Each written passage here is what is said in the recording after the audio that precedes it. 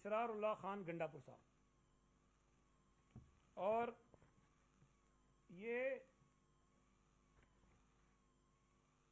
جو اسرار اللہ خان گنڈا پور صاحب تھے یہ پی ٹی آئی کے ایم پی اے تھے. وہ خودکش دھماکے میں شہید ہو گئے اور ان کے ساتھ 7 اور افراد بھی شہید ہوئے اور 13 افراد زخمی ہوئے. خودکش دھماکہ ہوا تھا, یہ بات ذہن میں رکھیں. اس مقدمے میں اسرار اللہ گنڈا پور صاحب کے بھائی نے 164 کا اسٹیٹمنٹ دیا ہے. اور یہ دہشت گرد نہیں ہے جس کا یہ اسٹیٹمنٹ ہے, جس کے لیے ہم کہیں کہ جی یہ تو بڑا وہ تھا اس نے بیان دے دیا. یہ پی ٹی آئی کے ایم پی اے کا بھائی ہے اور وہ اپنے 164 کے اسٹیٹمنٹ میں یہ کہتا ہے, میں تھوڑا سا کر لیتا ہوں تاکہ آپ کا وہ ٹائم بچے, زیادہ لمبا نہیں ہے. وہ کہتا ہے کہ یہ دھماکہ ہوا جس میں 7 افراد شہید ہوئے, 13 افراد زخمی ہوئے. اس دوران میں مسلسل ملزمان تک پہنچنے اور ان کی تلاشی میں لگا رہا اور لوکل پولیس بھی اس تگ و دو میں لگی رہی.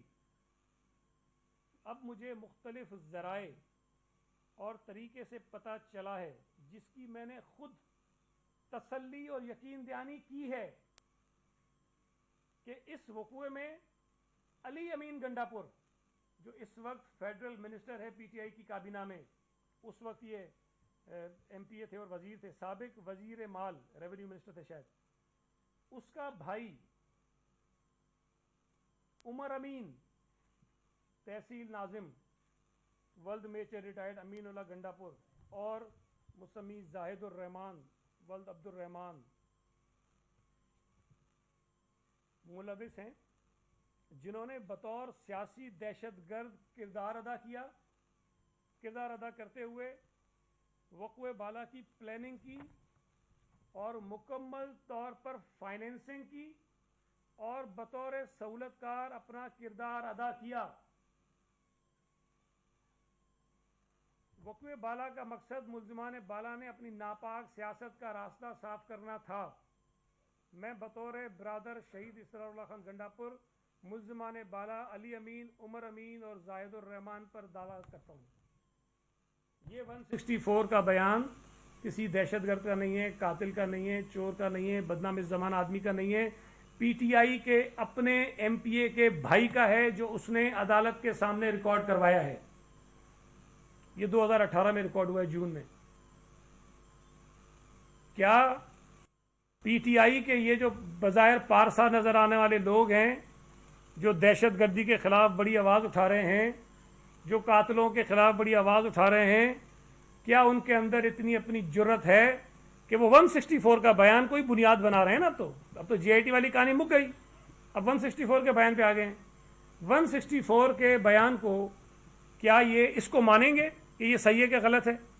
اگر عزیر بلوچ کا بیان جو ابھی بھی مشکوک ہے, پتہ نہیں ہے کہ نہیں ہے, مشکوک ہے, پھر جن حالات میں لیا گیا ہوگا ہمیں نہیں پتا, اس کے بیان پر تو یقین ہے. جو میں نے کل کہا نا, پرسوں کہا تھا جب آخری پریس کانفرنس میں, جسٹس وجی کی باتوں پہ یقین نہیں ہے, اکبر اس بابر کی باتوں پہ یقین نہیں ہے, ریحان خان کی باتوں پر یقین, سارے جھوٹے ہیں.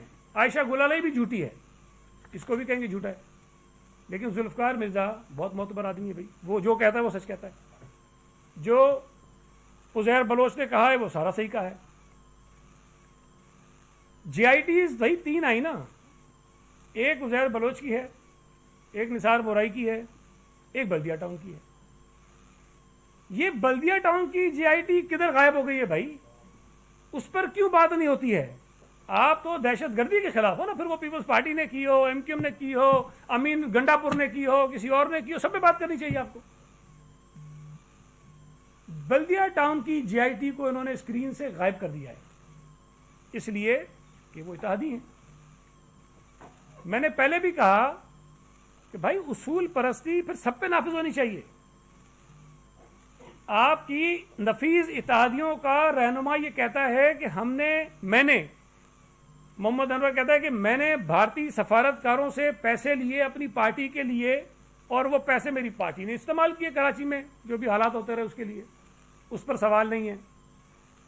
پی ٹی آئی کا اپنا جو فورن فنڈنگ کا کیس چل رہا ہے جس سے یہ بھاگ رہے ہیں پچھلے کئی سالوں سے، کوئی صفائی دینے کو تیار نہیں ہے، کوئی فیصلہ لینے کو تیار نہیں ہے۔ اس فورن فنڈنگ کیس کے اندر بھی اسرائیل سے پیسے ان کو ملے ہیں، بھارتیوں نے پیسے ان کو دیے ہیں۔ چلے پاکستانی جو ملک سے باہر ہیں سمجھ آتا ہے بھائی ان کا ملک ہے، ان کا انٹرسٹ ہے، انہوں نے دے دیے ہوں گے، وہ بھی غلط غیر قانونی طور پر لیے انہوں نے، لیکن چلیں یار یہ بھارتی شہریوں کو کیا محبت ہو گئی پی ٹی آئی سے کہ وہ پیسے دے رہے ہیں، اس کو چندہ دے رہے ہیں؟ یہ اسرائیلیوں کو کہاں سے محبت ہو گئی ان سے کہ ان کو وہ پیسے دے رہے ہیں کہ جا کر بھائی پاکستان میں پارٹی بناؤ اور الیکشن لڑو جیتو؟ یہ جواب دینے چاہیے ان کو۔ میں نے پچھلی دفعہ بھی کہا تھا کہ $3 ملین شوکت خانم کے چندے کے علی زیدی نے اپنے اکاؤنٹ میں ڈلوا دیے تھے، پتہ نہیں کسی نے پوچھا نہیں پوچھا اس سے؟ میں تو کہتا ہوں جواب دے، انکار کرے اس کا کہ نہیں کیے، میں بتاتا ہوں۔ پھر اس نے ایک ٹی وی پروگرام میں کہا جب اسے پوچھا گیا کہ بھائی عزیر بلوچ کی جے آئی ٹی میں عزیر بلوچ یہ کہتا ہے کہ بہت ساری سیاسی جماعتوں نے بشمول پی ٹی آئی کے مجھ سے رابطہ کیا کہ میں ان کی پارٹی میں شامل ہو جاؤں۔ علی زیدی صاحب نے کہا نہیں مجھے تو نہیں پتا، میں تو ابھی بس پڑھا، مجھے پتا ہی نہیں ہے۔ اتنا سفید جھوٹ، میں جو کہنے جا رہا ہوں اس کو جھٹلا ہے، اور میں تو کہتا ہوں دیکھو جرت ہے آپ کو، آپ سچے ہو میں جھوٹا ہوں، میرے ساتھ ٹی وی پہ بیٹھو نا۔ ٹی وی پہ بیٹھتا نہیں میرے ساتھ، 4 گالیاں دیتا ہے، کہتا ہے ایسے لوگوں کے ساتھ میں نہیں بیٹھنا۔ بھائی ہمت ہے، تم سچے ہو، میں منشیات فروش ہوں، میں گینگسٹر ہوں، میں جھوٹ بولتا ہوں، مجھے خراب کرو ٹی وی پہ بٹھا کے۔ علی زیدی، عمران اسماعیل، صدر پاکستان عارف علوی، ان 3 لوگوں نے کمیٹی بنائی پی ٹی آئی کے لوکل مختلف جو کراچی کے ان کے عہدیدار ہیں، ان کے نام بھی میرے پاس ہیں، ان کی ایک کمیٹی بنائی اور اس کمیٹی کو یہ ٹاسک دیا کہ تم امن کمیٹی سے رابطہ کرو اور ان کو ہماری پارٹی میں شامل کرواؤ۔ گورنر عمران اسماعیل، صدر پاکستان عارف علوی اور علی زیدی صاحب وفاقی وزیر، ان تینوں نے کمیٹی بنائی۔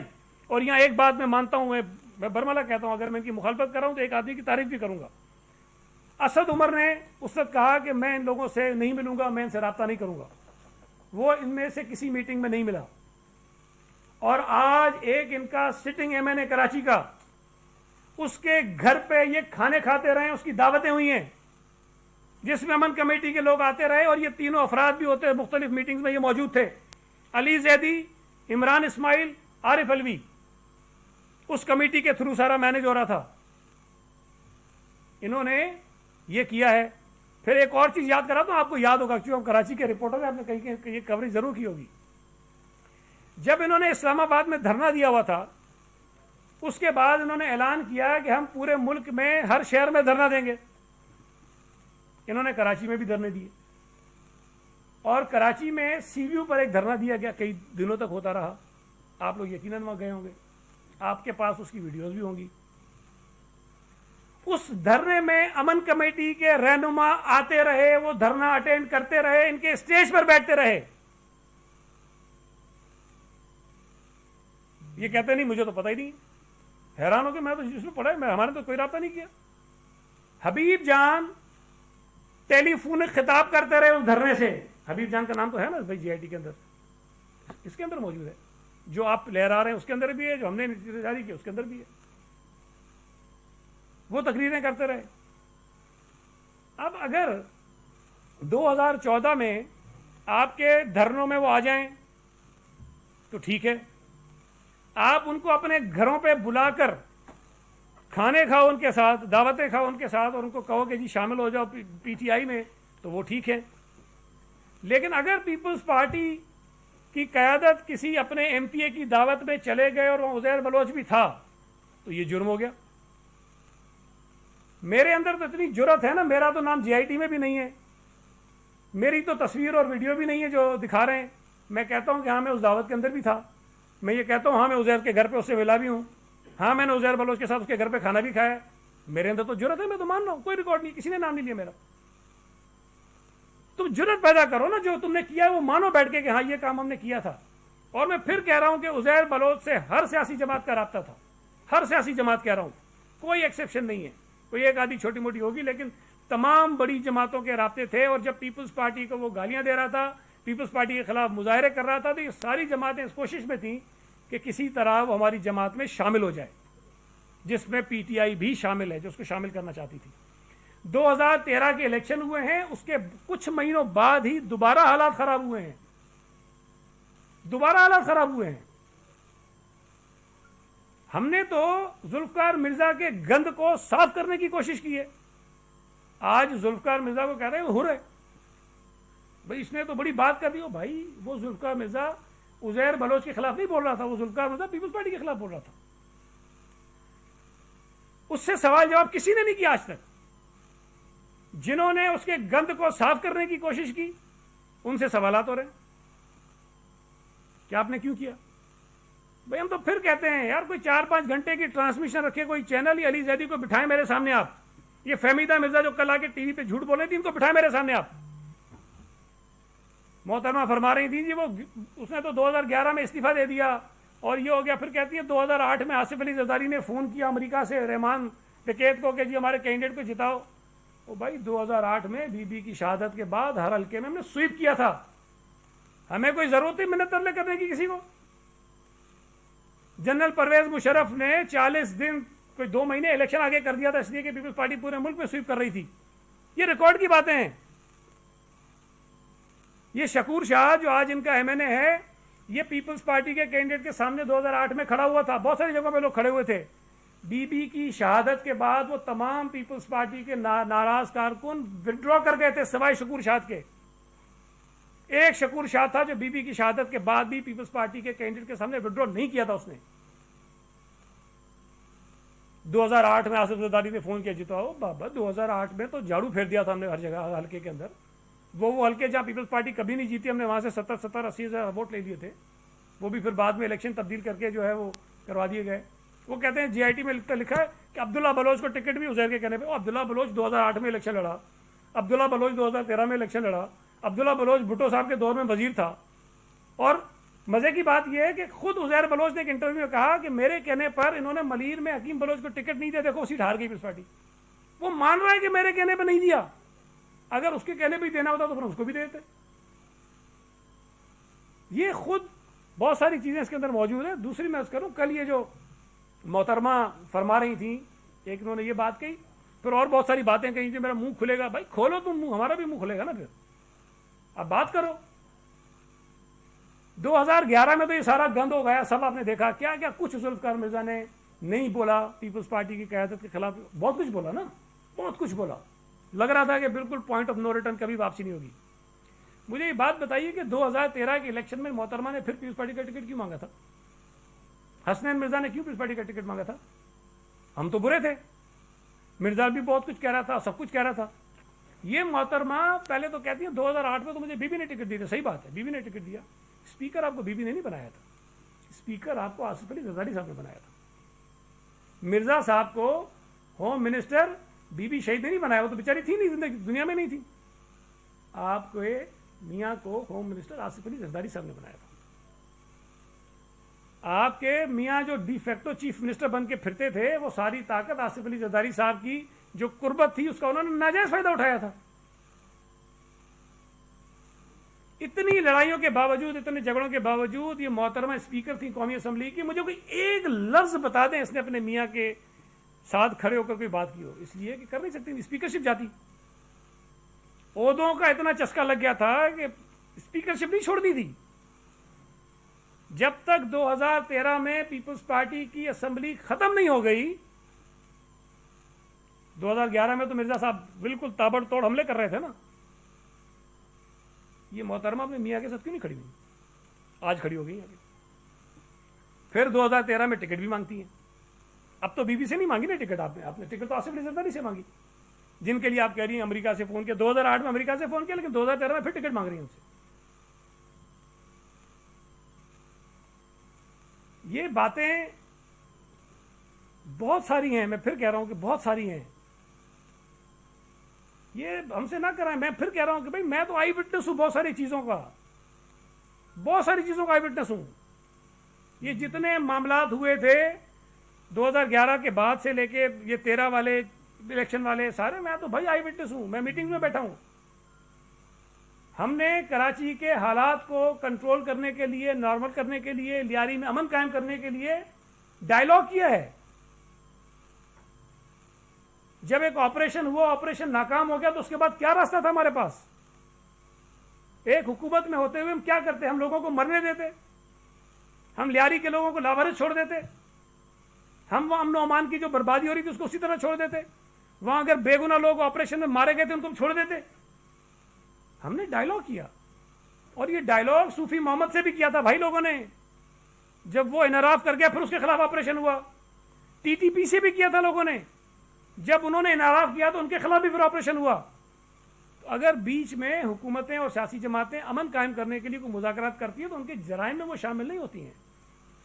اور کون بات کرتا ہے کہ ہم دہشت گردوں کے ساتھ؟ عمران خان، اس کی جماعت. وہ کہتا ہے جی مجھے وزیر اعظم نے کہا کہ جی جاؤ تم پریس کانفرنس کرو. بھائی وزیر اعظم سے پوچھا آپ نے تم اسامہ کو شہید کیوں کہتے ہو؟ کسی نے پوچھا اس سے؟ احسان اللہ احسان نے کہا ہے کہ عمران خان نے 2 مرتبہ خط لکھے ٹی ٹی پی کو، ان سے منتیں کی کہ خدا کے لیے مجھے الیکشن کے اندر ریلیاں کرنے دو، جلسے کرنے دو.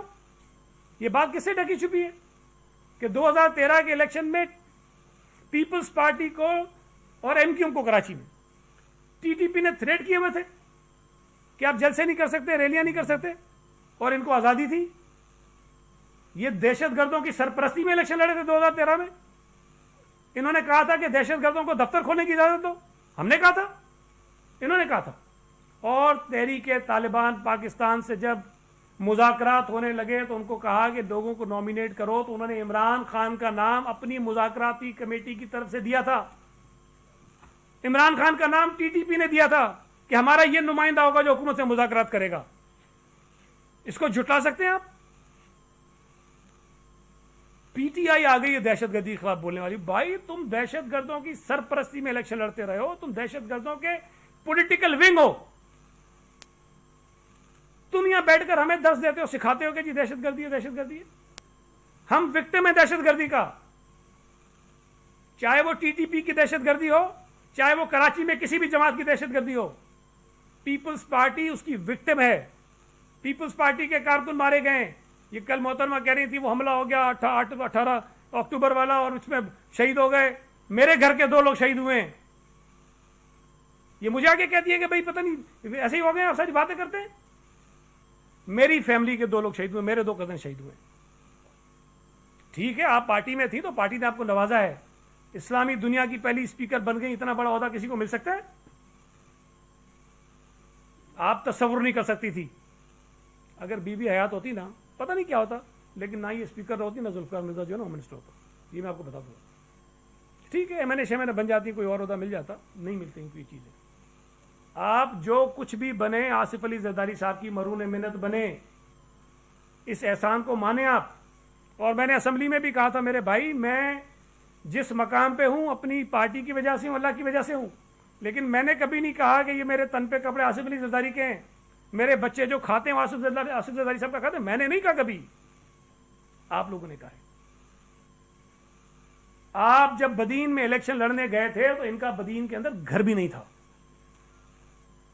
یہ ریکارڈ پہ چیک کریں نا، بتائیں کہ جب یہ الیکشن لڑنے گئے تھے تو کیا بدین میں ان کا گھر تھا؟ 1 انچ زمین تھی ان کے پاس. آج بدین ان کی ریاست بنی ہوئی ہے. کہاں سے لے کر آئے آپ؟ مطلب ٹھیک ہے مخالفت ہوتی ہے، سیاسی ناراضگیاں ہوتی ہیں، لیکن انسان کو ایک دائرے میں رہنا چاہیے.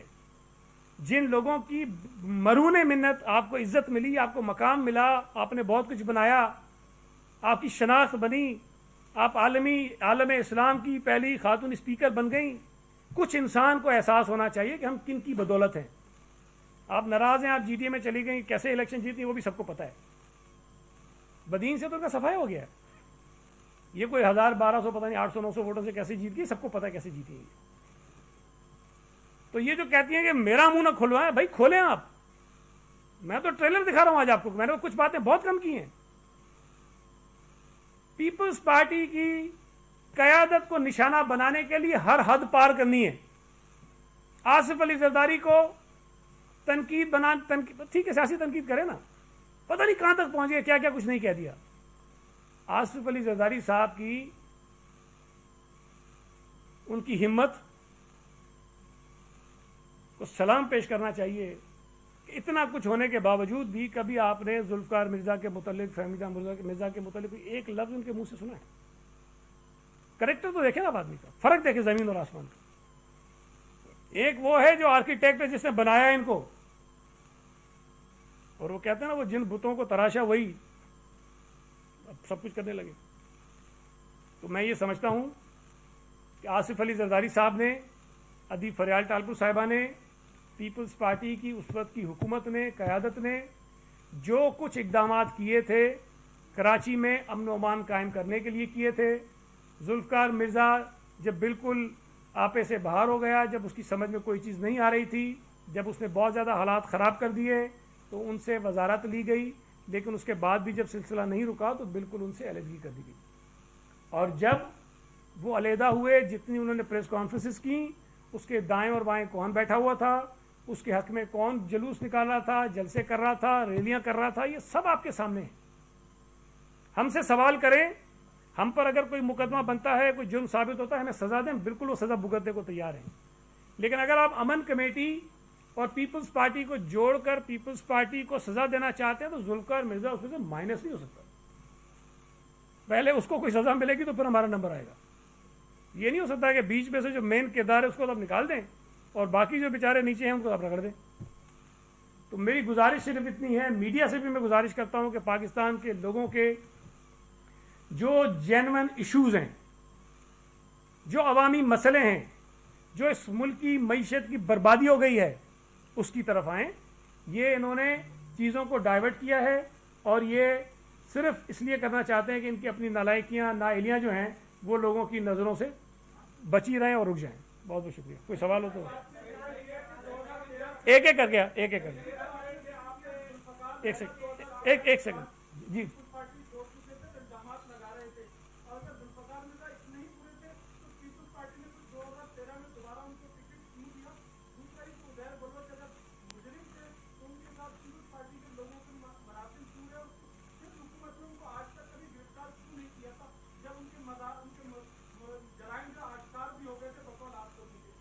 देखें, पहली बात यह है, मैंने अभी आपको ये बताया भी, दोबारा दोहरा देता हूँ कि 2011 के बाद जब जुल्फ़िकार मिर्ज़ा पीपल्स पार्टी की क़यादत पर गरज रहे थे, बरस रहे थे, बहुत सारे इल्ज़ामात लगा रहे थे, तो मोहतरमा कौमी असम्बली की स्पीकर थी और उस वक्त मोहतरमा ये कहती थी कि जुल्फ़िकार मिर्ज़ा गलत कर रहा है, कहती थी। ठीक है, आपने मान लिया, बड़ी मेहरबानी आपकी। जब वो ये कहती थी तो इसका मतलब ये है कि पीपल्स पार्टी का मौक़िफ़ दुरुस्त था। और 2013 के इलेक्शन तक भी मोहतरमा फहमीदा मिर्ज़ा साहिबा ने कभी अपने हस्बैंड के जो स्टांस था उसको सपोर्ट नहीं किया। तो टिकट उन्होंने मांगा, उनके बेटे ने मांगा, उनको पार्टी ने टिकट दे दिया और वो पीपल्स पार्टी के और आसिफ अली जरदारी साहब के नाम पर इलेक्शन वो जीते वहाँ से बदीन से। अब जीतने के बाद अगर फिर नीयत ख़राब हो जाए तो उसका हम क्या कर सकते हैं। दूसरी बात आपने कही उज़ैर बलोच की, देखें ये बात मैं पहले भी कह चुका हूँ, दोबारा दोहरा रहा हूँ। 2011 तक जब तक जुल्फ़िकार मिर्ज़ा साहब थे तब तक तो ज़ाहिर होम मिनिस्टर थे, सारी चीज़ें उनकी थी, तो वो चीज़ें नहीं हुई, मैं बिल्कुल आपसे इत्तफ़ाक़ करता हूँ। लेकिन उसके बाद पीपल्स पार्टी ने ही लियारी ऑपरेशन भी किया जो नाकाम हुआ, जिसमें बहुत सारे बेगुनाह लोग बेचारे मारे गए, शहीद हुए उसके अंदर, और उस ऑपरेशन को हमें रोकना पड़ा। अब उस ऑपरेशन को रोकने के बाद जाहिर है कि आप लियारी के लोगों को लावारिस नहीं छोड़ सकते थे। मैं बता रहा हूँ हमको कि हमने एक रास्ता निकाला कि लियारी के लोग बेचारे वहाँ अपनी ज़िंदगी पुरअमन तौर पर गुजार सकें। हमने बातचीत की और बातचीत के ज़रिए वहाँ हमने चीज़ें ठीक की, और उसके बाद जब दोबारा चीज़ें ख़राब होना शुरू हुई तो दोबारा पीपल्स पार्टी ने एक्शन लिया है, एक्शन दोबारा लिया है हमने। 13 के इलेक्शन के बाद दोबारा एक्शन लिया है हमने। तो हुकूमत तो हमारी चलती आ रही है ना। तो जो कुछ हुआ वो पीपल्स पार्टी ने ही किया। पहले जो मुकदमात बने, हेड मनी रखी गई, बाद में जो ऑपरेशन हुआ सब हमने किया। तो ये कहना है कि नहीं किया, ये बात गलत है। हमने किया, लेकिन आपको बहुत सारी चीज़ें टेक्टफुली करनी पड़ती है, वो हमने की हैं। एक मिनट एक इधर से कर जी जी, दो साहब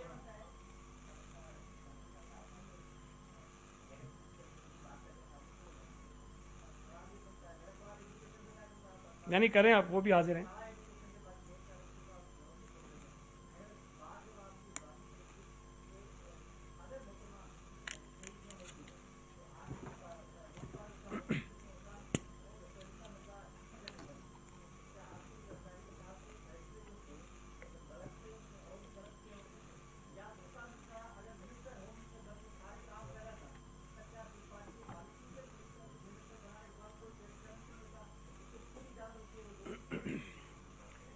دیکھیں پہلی بات تو یہ ہے کہ یہ بات پتہ نہیں میری لیڈرشپ کو شاید اچھی لگے نہ لگے، لیکن ذوالفقار مرزا کو وزیر داخلہ بنانا شاید فیصلہ درست نہیں تھا، اور اس کا خمیازہ پارٹی نے بھی بھگتا ہے اور آصف علی زرداری صاحب نے بھی بھگتا ہے اور ہماری محترمہ فریال ٹاکر صاحب بھی بھگت رہے ہیں، ہم بھی بھگت رہے ہیں، تو وہ فیصلہ غلط ثابت ہوا ہے۔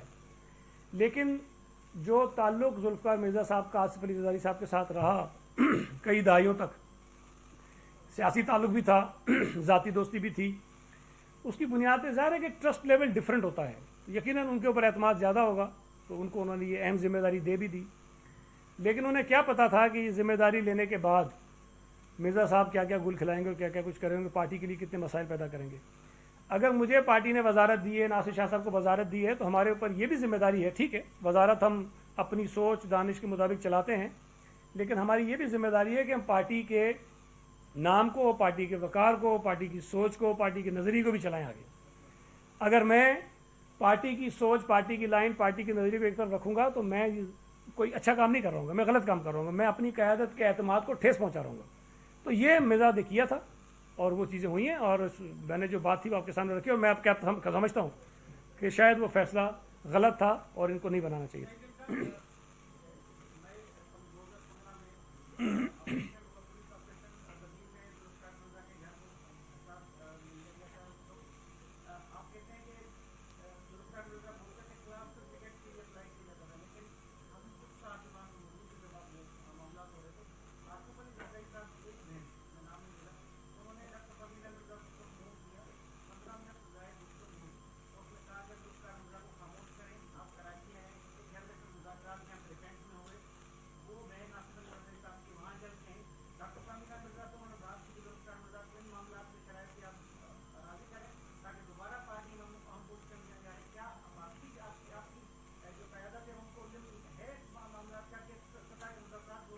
دیکھیے پہلی بات تو یہ کہ میرے علم میں نہیں ہے یہ بات۔ دوسری بات یہ ہے کہ اگر 2015 کی آپ بات کر رہے ہیں تو doctor Fahmida Mirza Peoples Party کے ٹکٹ پر ایم این اے تھی، اور اگر بدین میں کوئی ایشوز ہیں تو وہ بات کرنے میں کوئی حرج نہیں ہے۔ اگر صورتحال خراب ہوتی ہے تو ہم جب یہاں امن کمیٹی سے بات کر سکتے ہیں، وہاں لوگ صوفی محمد سے بات کر سکتے ہیں، وہاں ٹی ٹی پی سے بات کر سکتے ہیں، تو بھائی وہاں ان سے رابطہ کر کے چیزوں کو نارملائز کرنے میں تو کوئی حرج نہیں ہے۔ تو یہ میرے علم میں نہیں ہے کہ ایسی کوئی بات ہوئی تھی، لیکن یہ ذہن میں رکھیں کہ اس وقت وہ پیپلز پارٹی کی سٹنگ ایم این اے تھی۔ ایک منٹ یہ اس کے بعد کر کے جی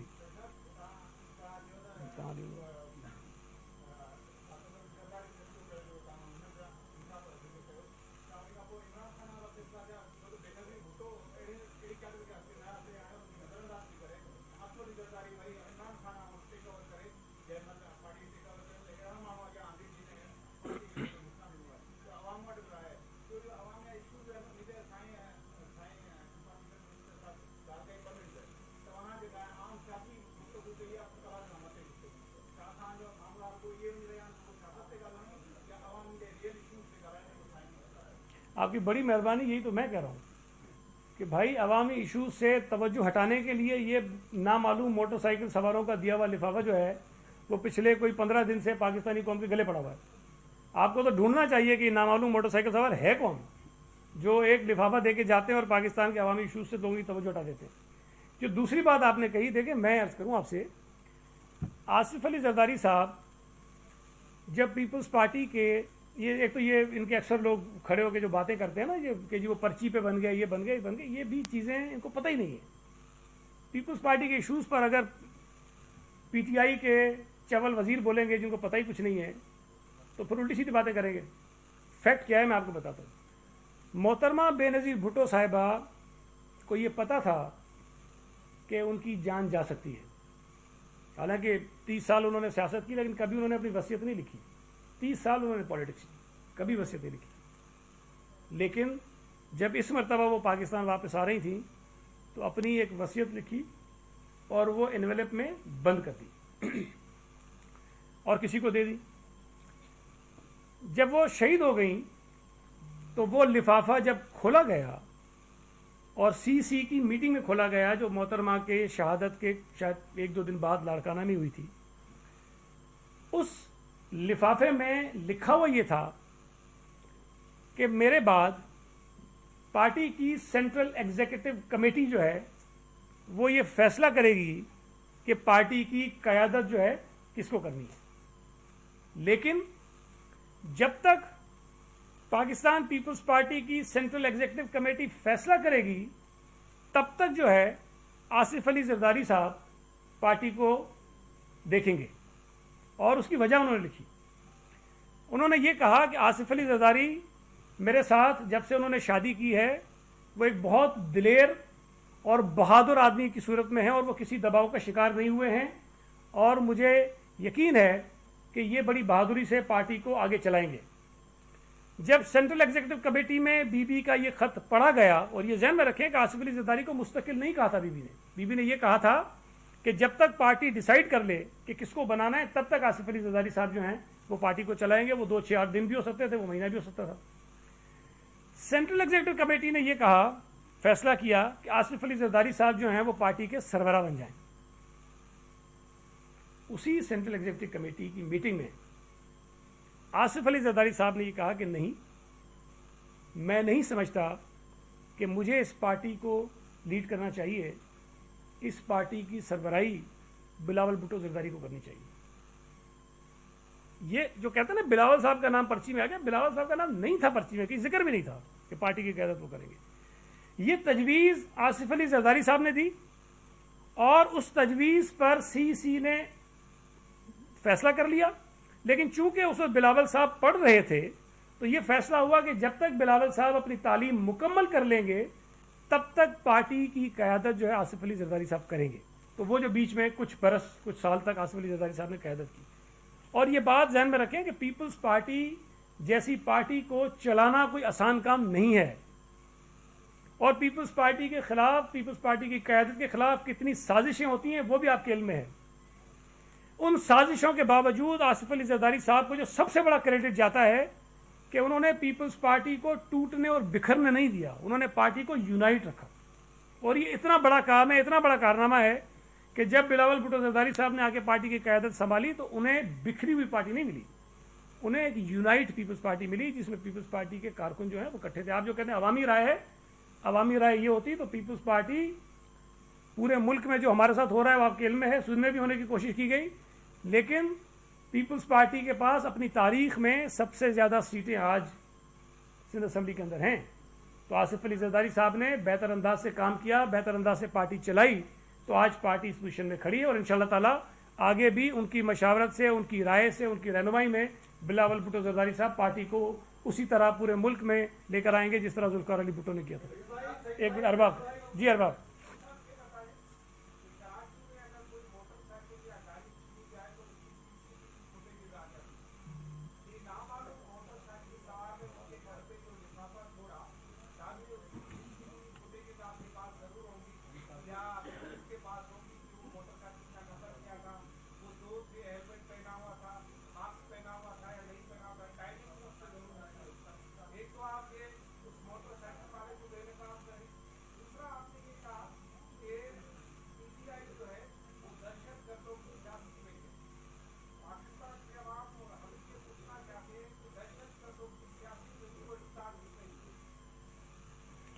देखें, जो पहला सवाल आपने किया है ना, वो जो मैंने सुना, उन्होंने वज़ीर साहब ने ये कहा कि 2017 में या 2016 में जब मैं अपने घर पहुंचा तो मेरे चौकीदार ने मुझे कहा कि भाई कोई ये लिफाफा देकर गया है और उस लिफाफे में लिखा हुआ था बेस्ट ऑफ लक, और उसमें से ये 3-4 GITs निकल आई।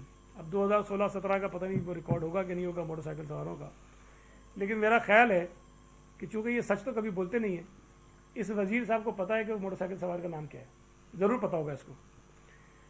दूसरी बात, नबील कबूल साहब ने उस दिन एक बड़ा इंकशाफ किया। उन्होंने कहा कि एक लिफाफा उसी दिन मेरे घर पे भी आया और उस पर लिखा हुआ था लव यू, और उस लिफाफे में अली जैदी के नाम एक लव लेटर था। तो जो लिफाफा मेरे घर आना था वो अली जैदी के घर चला गया, और जो अली जैदी के घर जाना था वो मेरे घर आ गया। तो ये मुझे नहीं पता, नबील कबूल ने कहा, आप उनसे पूछ लीजिएगा। तो ये शायद लिफाफा बदल गया था, नहीं जो उसने कहा है मैं वो कह रहा हूँ ना, तो वो ये इस तरह से हो गया था। और दूसरा जो दहशतगर्द जमात दहशत गर्दों की सियासी विंग जो सियासी जमात है उसकी मैंने आपको कई मिसालें जो हैं वो दी हैं यहाँ पर कि क्यों हैं। और ये बात मैं नहीं कह रहा, अभी अभी हालिया दिनों में, कितने दिन हुए जब इमरान खान ने खड़े होकर कहा कि उसामा को आके अमेरिका ने शहीद कर दिया, और फिर बाद में उनके अपने वजीर उसकी वजाहतें और सफाइयाँ देने लगे, और जिन लोगों ने उनको जितवाया वो आपको भी पता है, वो मुझे भी पता है, सबको पता है।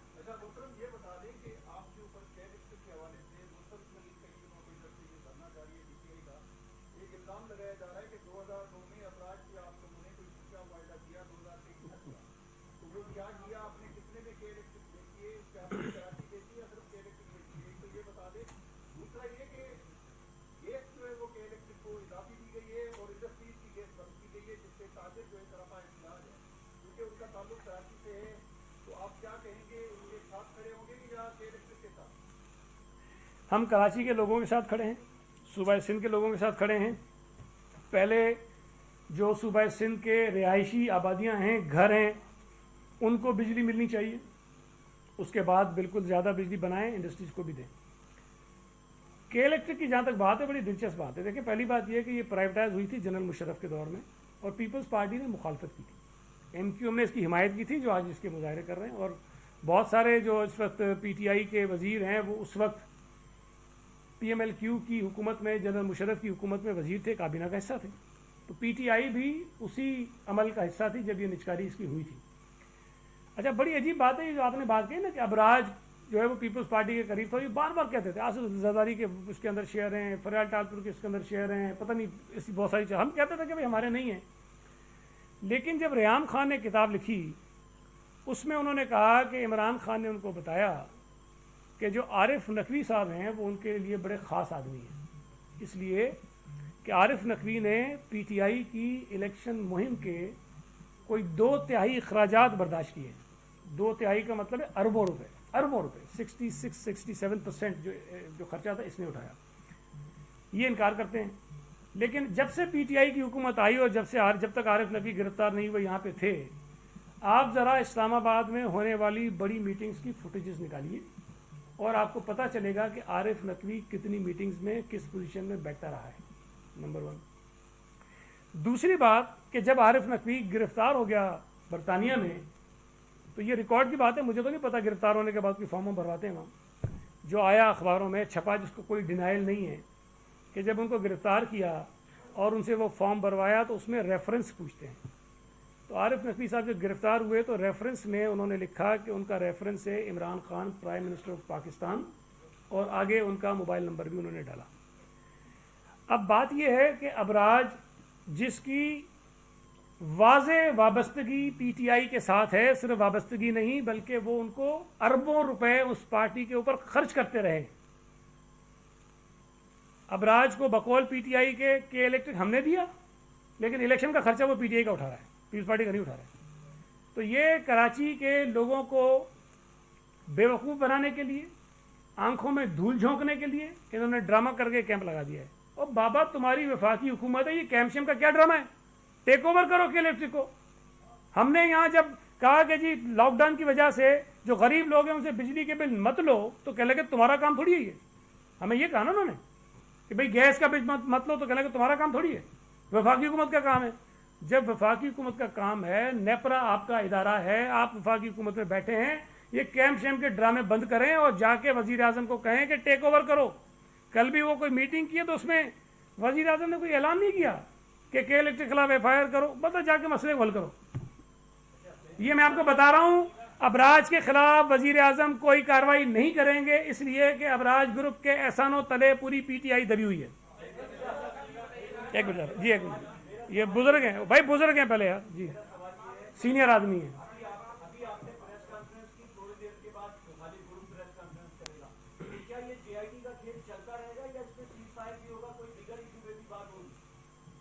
भाईजान, इस जीआईटी में कुछ नहीं है। इस जीआईटी में 164 के बयान में इसलिए कुछ नहीं है, अभी मैंने बताया कि बहुत सारे मुकदमात अदालतों में चालान हो गए। अगर इसमें कुछ होता, कोई शहादत होती, कोई सबूत होता, तो उन चालान हुए हुए मुकदमात में सारी चीज़ें आ जाती। ये वो केसेस नहीं है जो अभी चलने हैं, ये सारे केसेस चल रहे हैं अदालतों में। تو ان کے پاس اگر کوئی چیز ہے تو جا کر عدالتوں میں دکھائیں. میں آپ کو یہی تو عرض کر رہا ہوں کہ یہ سارا ڈرامہ اس لیے کر رہے ہیں کہ ان کی نالائکیوں سے, نااہلیوں سے, عوامی ایشوز سے لوگوں کی توجہ ہٹ جائے. جی جتوئی صاحب, ایک منٹ جتوئی صاحب کے پاس.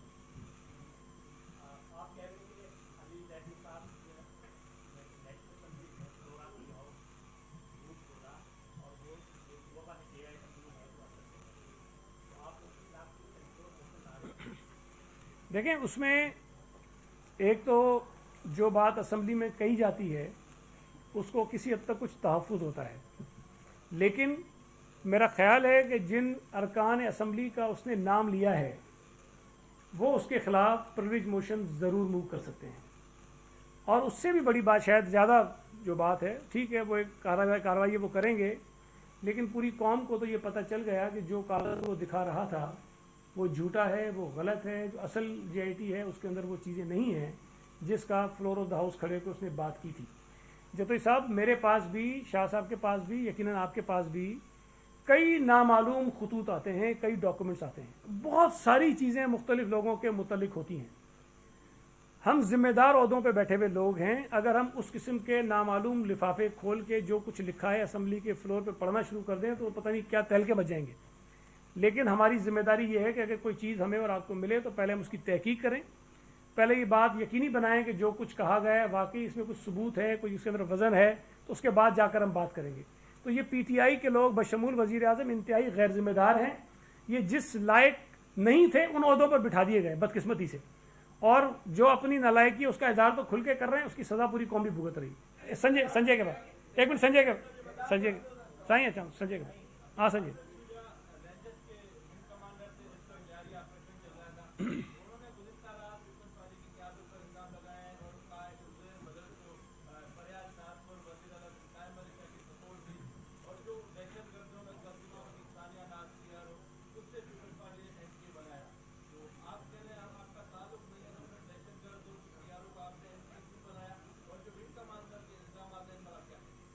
پہلی بات تو یہ ہے کہ جو باتیں انہوں نے کہی ہیں اس میں کوئی مجھے تو نئی بات نظر نہیں آئی. بھائی جس دعوت کا وہ ذکر کر رہا ہے وہ دعوت تو میں مان رہا ہوں کہ میں بھی تھا, میری تصویر تو نہیں تھی اس دعوت میں. وہ دعوت عزیر بلوچ کی نہیں تھی, ہمارے ایم پی ایس کی تھی, ہم اس میں گئے تھے. اور میں پھر کہہ رہا ہوں کہ بھائی عزیر بلوچ سے ہی ملنا ہوتا, شکریہ ادا کرنا ہوتا تو ہم رات کے اندھیرے میں اس کے گھر پہ جا کے شکریہ ادا کرتے. یہ کیا طریقہ تھا کہ مارکی بھی لگائی اور اتنے سارے ہزار لوگ بھی بلائے, کیمرے بھی بلائے, اور اس کے اندر جا کے ہم عزیر بلوچ سے ملنے گئے؟ کوئی تک نہیں ہے. دوسری میری گزارش ہوگی, میں ڈی جی رینجر صاحب سے بھی اور ان سے گزارش کروں گا کہ جو لوگ ریٹائر ہو گئے ہیں ان کو غیر ذمہ دارانہ باتیں نہیں کرنی چاہیے, اس لیے کہ شاید یہ پھر باتیں جب کھلیں گی تو بہت ساری اور چیزیں سامنے آئیں گی, وہ مناسب نہیں ہے یہ. اور جو باتیں انہوں نے کہی ہیں مجھے کوئی اس کے اندر نئی چیز نہیں ہے, وہی باتیں ہیں جو اخبار میں آئی ہیں, جو ٹی وی پہ آئی ہیں, جو چل رہی ہیں. اگر کوئی اور خفیہ چیزیں ان کے پاس ہیں تو وہ پھر بتائیں تاکہ پھر اس پہ ہم دیکھیں کہ کس حد تک وہ صحیح کہہ رہے ہیں. لیکن مجھے کوئی چیز نظر نہیں آئی. اگر وہ کہہ رہے ہیں ترجمان تھی تو بھائی کوئی نوٹیفیکیشن ہوگا, کوئی خط ہوگا, وہ دکھا دیں. ہمارے پاس تو نہیں تھا جب ہم نے اس کو ٹکٹ دیا تھا. جی جی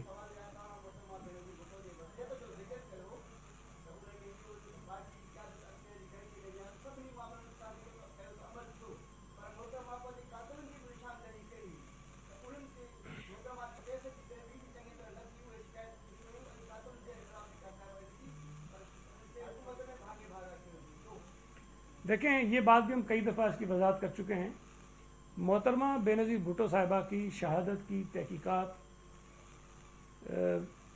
یونائٹڈ نیشن سے بھی کروائی گئی اور بھی بہت ساری ایجنسیز نے کی, اور وہ کیس عدالت میں بھی ہے. اور جب عدالت نے اس میں رہا کیا کچھ لوگوں کو تو پیپلز پارٹی اپیل میں بھی گئی ہوئی ہے, اور جنرل پرویز مشرف کا نام جب اس میں نہیں تھا تو پیپلز پارٹی کی حکومت میں ہی ان کے نام کو اس میں شامل کروایا گیا. تو یہ کہنا کہ ہم نے نہیں کیا غلط ہے, لیکن عدالتوں میں چیزیں ہیں تو یہ فیصلے تو عدالتوں کو ہی کرنے ہیں. جن لوگوں کی بات آپ نے کہی, محترمہ نے بالکل کچھ نام لیے تھے, اور یہ بات دیکھیں پہلے جب انسان کسی بھی واقعے سے پہلے شک کا اظہار ضرور کر دیتا ہے کہ بھئی ان لوگوں پر ہمیں شک اور یہ ہو سکتے ہیں, لیکن جو کمیشن بنایا گیا تھا اس نے تحقیقات کی تھی ساری, ان لوگوں سے بھی کی تھی تحقیقات. لیکن اگر ان تحقیقات کے نتیجے میں کوئی چیز کسی کے اوپر نہیں آتی تو کم از کم تھوڑا سا ہمیں ریئلسٹک بھی ہونا چاہیے کہ ہم خواہ کسی کو تو نہیں لٹکا سکتے. لیکن عدالت میں وہ کیس موجود ہے اور اس کے حقائق آپ جا کر جانیے کہ پرویز مشرف کا نام بھی نکالا گیا, وہ آ ہی نہیں رہے تھے, मफरूर हो गए मुल्क से, और वो अदालती प्रोसीजर है, अदालती अमल है, उसके अंदर ताख़ीर हुई है, उससे मैं आपसे इत्तफाक़ करता हूँ। और अपील हमने की थी जब लोगों को छोड़ दिया गया। ये पूछेगा तालीम का सवाल, पर आप पूछ लो जी।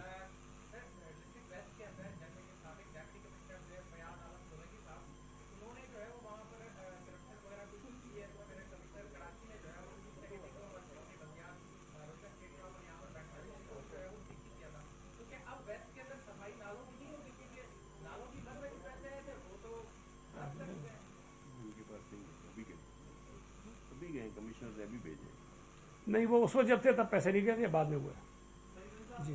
यार एक मिनट, वो यहाँ से काफ़ी देर, ये कौन कह रहा था यहाँ से? हफीज़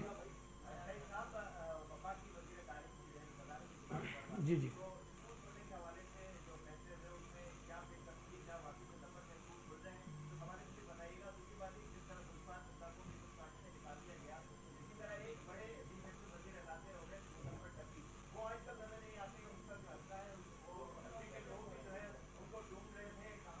अब तो एमपी नहीं हो,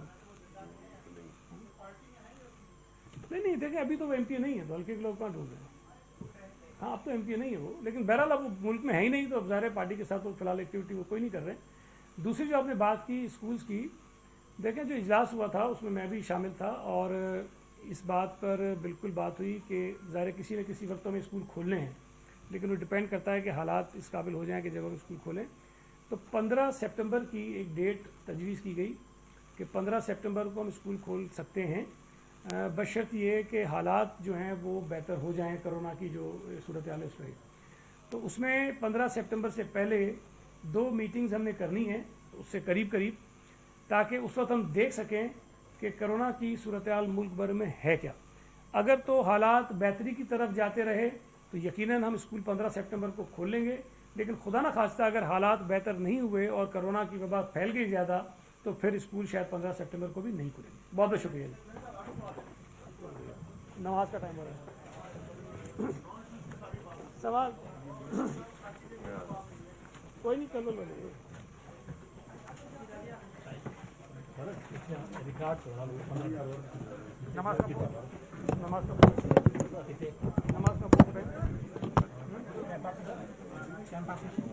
जाने चैम्बर पे जाने का।